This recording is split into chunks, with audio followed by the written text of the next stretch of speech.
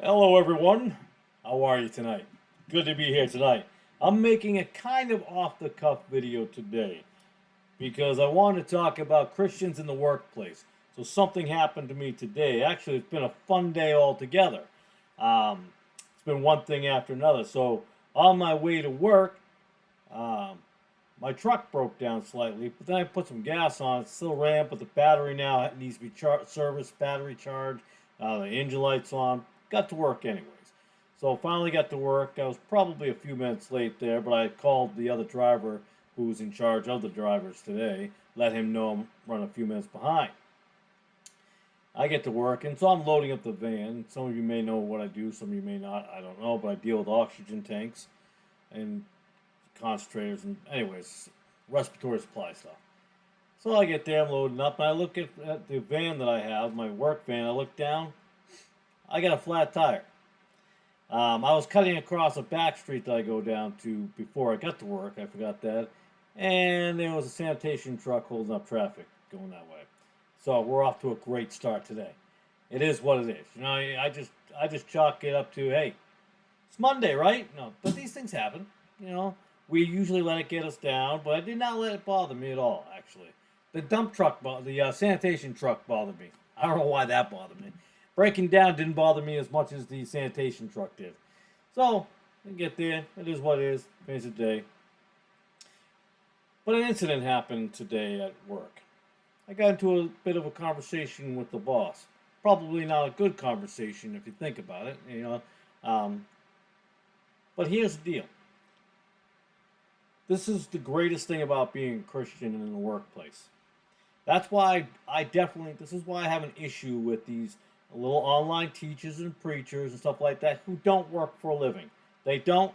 You support them, or the government supports them, and that's how it is. And that's too bad because they have no idea how the real world works. They claim they do, but they don't. They don't have to be a Christian every day. They only have to make sure they're a Christian when the camera's on. I don't get that choice. And if you are a true born again Bible believing Christian, you don't get that choice. You have to be that person every day. And Satan will attack. He'll use vicariously, work through others vicariously. Now, there was this a younger woman there that works there in the office. And I've been trying to kind of point her in the right direction, witnessing at different levels, talking about the translations of Bibles, how King James is obviously far superior, and and where they change things, blah blah blah. And we had a conversation today, and there was a customer in the office, and she spoke disrespectfully to me. First of all, as a young person, you don't talk to any older person like that. You just don't. You don't disrespect someone or speak inappropriately in front of a customer or a patient, which that happened. So I let it go, moved on. That's all there is to it. That's it. So I come back after running a thing, running a job, and I come back and paperwork, and then she proceeded to give another attitude because I filled out a part of the paper wrong. Now, that's fine. If I did, I did. But what I filled it out that way before and was told it was no big deal. But apparently it's a big deal to the boss. Not a problem. I don't have an issue with that. No big deal. But again, there was this attitude. Now, this young lady, and usually I don't air out my dirty laundry, oh, but I'm not telling you who this person is, but it doesn't matter if you knew who they were, anyways. But that person then spoke to me in a very disrespectful way and said, I guess I'm just going to have to show you how to do paperwork right. How do you talk to somebody like that? And with a customer right there? You don't talk like that. And I did say to her, don't mouth off to me that way. Thank you. Oh, no. I said, don't be mouthy. It's either don't be mouthy or don't mouth off to me. Thank you. I think that's what it was. Now, my boss had heard that part. His defense, he had just left to get that customer a particular item from the other room. So he didn't see this. So I came back from that, like I said. And then he had a problem with it. He said I complained. He heard me complain to the other driver, which he doesn't understand what complaining in a conversation is. I was having a conversation with my driver, the other driver, saying, "Hey, apparently I filled out that paper wrong, and that's a big deal. So I make sure I do it properly next time. Now, he took that as complaining. Now, the reason I'm bringing this up in this video, because this same person, well, the girl's a professing Christian, and my boss is a professing Christian. And I'm definitely using the word professing because I have my doubts, definitely on one, and starting to have a lot more doubts about my boss than I did before. And that's why we're going to talk about 3 scriptures tonight. So he came at me, and he's going on and on and on. I said, okay, we need to move on from this. And I tried to disengage from the situation. Now, many, many years ago, I probably would have been much more confrontational about it. But as you get older, you get wiser. Some of us do. And I'm not always wiser. Sometimes. But in this particular case, I have to live to a certain standard. I'm a born-again Christian. And how can I sit here and witness to people and tell people things and how we should behave if I can't do it myself? And that's why I've got no use for non-working morons out there that are on the internet and who live off of everybody else. And I'll harp on that forever because it's wrong what they do. It's deceitful, and it's a shame, and it's unbiblical. We'll talk about that another time. I'll beat into that even more down the road. And that's for those, and that's why I want young men today to realize you need to work. Stop looking at these fools thinking that's what you should do. It's okay if you're a secular person, but if you're born again, I wouldn't. But anyways, I want to sidetrack. I'm good at this. This was supposed to be a quick video, but I seem to always go on. Now this person was going on and on, trying to disengage from the situation. I looked at it and say, listen, I'm trying to take the high road here. Let's move on. Let's not go down the wrong path. Let's not go the wrong way. Let's not go down that way. Let's not do that. Let's go down the right way. What's going on? They went on and on. And then I said something because it was starting to bother me a little bit how he could come and, be a tough guy with me. And I says, dude, I'm not sure what's going on, but just because it's okay to talk to you like that, and just because she owns you and runs you, she's not talking to me like that. It's not going to happen. He got all offended by that, which is true. She owns him. She talks down. She disrespects him all the time. And I'm thinking this girl should have been fired a long time ago for talking like that about her boss and behind his back. But I didn't throw her under the bus like that. It's not what we do. And so I didn't go down that far down that path. I'm like, dude, you got to get your own house in order. So, but then I told him, and he said, well, sometimes you have an attitude. I can hear an attitude, and I've heard you in my office with an attitude. Suddenly I have an attitude. So I said, really? Okay. Can you give me an example? And he says to me, well, just now when I showed you the paperwork. I'm like, oh, no. Not that right now, this paperwork thing. Previously. Well, there have been other times. Okay. So we can't name the other times, but it was such offensive to him. His feelings were really hurt. By the way, if you're a man, stop having your feelings hurt. So I then talked to him about that. And I asked him an example. He didn't have one. So I said to him, I said, listen, if I've hurt your feelings at some point, somehow I riled up your feelings, then come talk to me as a man. Because what does Matthew teach us? Matthew teaches us, and the reason I told him the scripture or quoted the scripture, well, I was paraphrasing it at that point in time. The reason I said it is because he's supposed to be a Christian. You come to me like a man. None of this going behind people's back like, well, she said this and he said that. I'm like, you're a man. Come to me like a man. My feelings aren't going to hurt. That's your job, is to come to me a man. Now, the scripture I'm referencing, if you don't know it, we're going to go into it right now. We're almost 10 minutes in. Yikes. In chapter 18, in Matthew chapter 18, verses 15, and where will I go? Let's see. We'll just start at 15 for a second. Moreover, if thy brother shall trespass against thee, go and tell him his fault between thee and him alone. If he shall hear thee, thou hast gained thy brother. Now, the real world uses the Bible all the time, and then they twist a little bit, but they add their own words. They say the same thing in the real world. They say, be a man and go talk to the person. Don't cry about it. Don't lock it up, and don't say, well, a long time ago. Come on now. But if he will not hear thee, then take with thee one or two more, than in the mouth of 2 or 3 witnesses every word may be established. We know the rest of that. And I think that's important to know. So I explained it. That's what you do. You bring it to that person. I said, oh, bring it to me next time. I fist bumped him. I said, listen, bring it to me next time. If for some reason your feelings are bothered at that point, bring it to me. Then we'll hash out. We'll talk. Maybe I've offended you. Because in the Christian walk, there is possibilities, even with real Christians, that you could hurt their feelings and you didn't know. You might have said something that you didn't know about. They had a past with. It's you could have innocently said something in passing and stuff like that, and that happens, and we have to address those, and that's okay. It's going to happen. All right, Romans chapter 12. Let's turn to Romans chapter 12, verse 19. I know it's an odd one to do, but I'm going to go with it anyways. Dearly beloved, avenge not yourselves, but rather give place unto wrath. For it is written, vengeance is mine, I will repay, saith the Lord. Now, in that moment, could I have just thrown this girl under the bus and said, this is what she says about you, this is what she says about you, this is what she says about you, blah, blah, blah, blah, blah, this is what everybody thinks about you, blah, blah, blah, blah. No. I'm not doing that. What's going to happen is going to happen. Will I lose my job? Maybe. I don't know. But I don't work for him. And I don't work for this company. I work for God. Remember that. You work for God. You work for nobody else. But Satan will use your workplace. Satan will use your family. Satan is going to attack. You have to be on guard at all times. And I really believe because the devil's Satan, I'm going after this girl with the scriptures. I'm trying to teach the King James Bible and the translations. Don't get mixed up with all that nonsense that's going on. This whole inner spirit thing that's being taught in her church. I'm like, listen, this is what the Bible said. Listen, this is what the Bible says. And I think the devil, and I don't usually say this because everybody always claims, Satan's attacking me today. Satan's attacking me. You know, they drop their fork on the floor and like, oh, Satan's going to get me. Not today, Satan.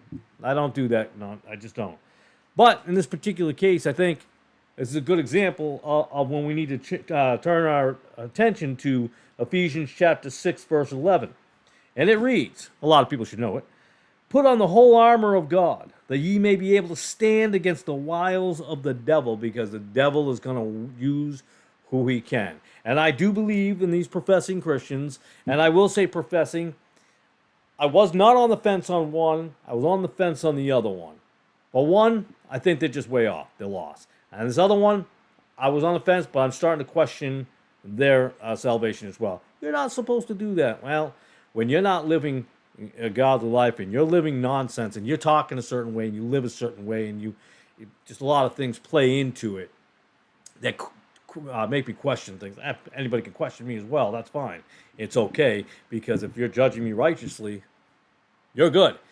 But if you're judging me out of bitterness and vindictiveness and revenge and hate and anger, then you're judging incorrectly, unrighteously. But now, I say this because I had to deal with this today, and I try to disengage myself and try to move on, and I never got angry. I never got mad. I didn't go out flying out the handle, and what I had to do is suppress a lot of that, because we are human.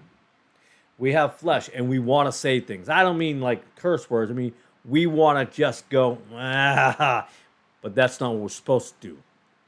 We're supposed to be different. So at one point, I said, you know what? I misunderstood. I don't believe I misunderstood at all. And I do believe that there was a miscommunication. But that person then said, well, there was a miscommunication then. You misunderstood. And I'm like, fine, I misunderstood. Sometimes it's hard, but you got to swallow your pride. When you know you're in the right in a workplace like that, you sometimes got to go, you got to swallow that pride and go, you know what? That's cool. You take it. You want to be the tough guy here. You take it. But we have to deal with that. And I think that takes more courage. I'm not saying I'm courageous. I'm saying that takes more strength and courage than trying to be some tough guy and wannabe tough guy that you see on the internet out there. Putting on the whole armor of God. And they'll teach you this, but they don't ever have to do it. So we are going to be in that situation, and we are going to be attacked. And they may not even know that they're being used by Satan to attack you, but they are. And I do believe in this particular case, that's what was going on. I do believe I was making a headway with this girl and getting her to think about certain things like, oh. And Satan's like, whoa, we can't lose one of ours. And there you go. It's going to happen. People say, you're going to lose your job? I'll get another one. See, I'm not trying to lose my job. That's not what I'm doing. But I'd rather lose my job than lose favor. Whatever little tiny bit of favor I have, I don't want to lose that. Because that's far more important to me than some numbskulls who misunderstand you, miscommunicate, their feelings were hurt. Women, I know, feel that matters more. But guys, men, come on now. You know, it reminds me of some of these guys on the internet. They don't like your comment, they delete you, or they ban you. Those are actually the same guys who tell you to be strong are sissies. To use their words, wussies and stuff like that. Crazy. They'll use all that name calling, and yet they are actually that. But we have to fight against that. Yes, yeah. I know you're saying, well, you just called them. Yes, I did. In the context of this video of explaining what I'm talking about. But I don't worry about those things. Because they're going to attack you. Whether you don't attack back or whether you do attack back is not going to change their attack on you or their hate on you or their gossip about you or whatever it may be. But we have to understand when you're in a workplace, it's going to happen. You're a born-again Christian, they're coming. And again, don't always blame the person because they don't know what they're doing all the time. Forgive them for they don't know what they're doing because they're controlled by demonic spirits at that time frame. That does happen. Not all the time. So let's not use that for an excuse for everything. You may have just messed up and done something stupid. And that's on you, you know? It happens. All right, well, that's my story today about trying to maybe, I don't know if this will help anybody in their workplace or anything like that, but it's going to happen. And that's why, again, I don't listen to men on the internet who have no jobs, or even preachers and pastors that have no jobs, unless they're retired of an older age. That's fine. They don't know what it's like to be in the actual workforce, to have to actually put the Bible into practice. It's like scholars are sitting, the professors and sit in a room, but they don't never have to deal with anything. They have to never face anything. So, I guess if I'm going to send any message at all out here, I would say, 6'11", obviously, be aware and be prepared with these things. Put on the whole armor. Seriously, put on the whole armor because the slings are going to come.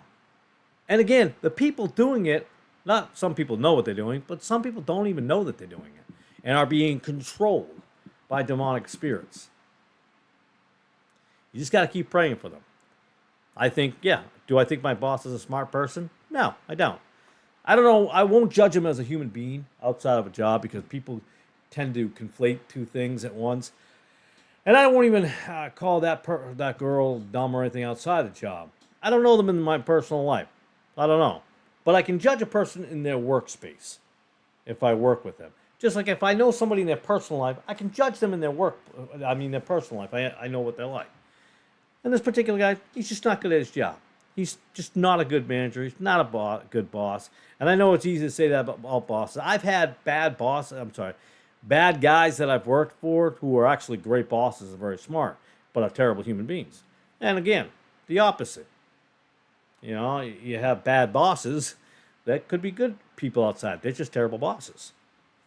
So, it's unfortunate these things happen. And what concerns me the most is these aren't supposedly secular people, but they are. They're mainstream Christians, and that's what happens. When you get involved with all the chaoticness of all the different translations, and you mix it all up into this jambalaya. I've never had jambalaya, so I guess I should use a better analogy, but it's all a chaotic mess and everything, blah, blah, blah, And this is what happens. You're all over the map. You don't know what you stand for. All right, with that, thanks for watching tonight. How long was this video? 20 minutes. Boy, that was longer than I expected. All right, with that, God bless and have a beautiful evening. There we go. Let me awkwardly shut this off. All right, good night.